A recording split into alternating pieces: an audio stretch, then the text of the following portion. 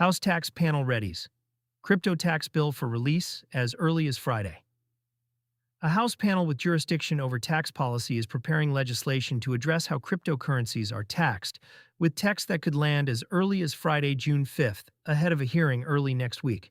Bloomberg reported the timeline on June 5, 2026. The panel responsible for federal tax law in the House is the Ways and Means Committee, which means any bill it produces sits at the center of how crypto gains, income, and everyday spending get treated by the IRS. The report does not detail the bill's contents, and no text was public at the time of writing. The signal here is timing and venue, a tax writing committee moving its own legislation rather than the market structure bills that have dominated crypto policy this year. A separate track from market structure, most crypto legislation in this Congress has run through other committees. The Clarity Act deals with which regulator oversees which assets. Stablecoin oversight has moved through banking channels. Tax treatment is its own question, and it has lagged. The IRS has issued guidance piecemeal over the years, but the core statute was written long before anyone spent stablecoins at a checkout or earned staking rewards. A bill from the Tax Writing Committee would be the first time the underlying rules get rewritten in legislative text rather than patched through agency notices. That distinction matters because guidance can shift with each administration, while a statute is harder to unwind. The provisions worth watching. Three items tend to dominate any serious crypto tax discussion, and they are the ones to watch when text appears. The first is a de minimis exemption. Under current U.S. rules, spending crypto is a disposal, so buying coffee with Bitcoin can trigger a capital gains calculation on the difference between your cost basis and the price at purchase. A small transaction exemption, often floated at a few $100s per transaction, would remove that friction for everyday purchases.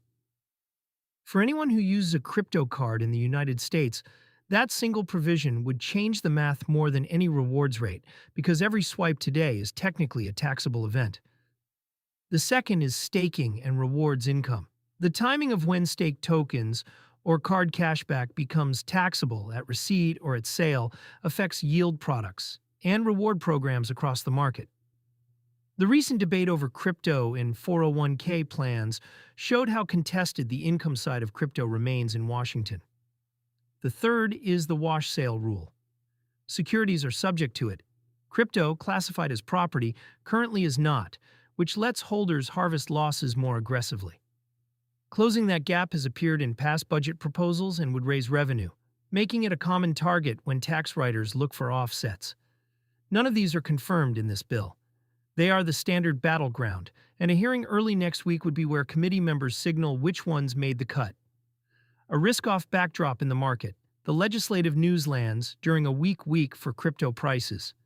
As of June 5, 2026, Bitcoin traded near 63,585, down 0.9% on the day and roughly 13.7% over the prior 7 days.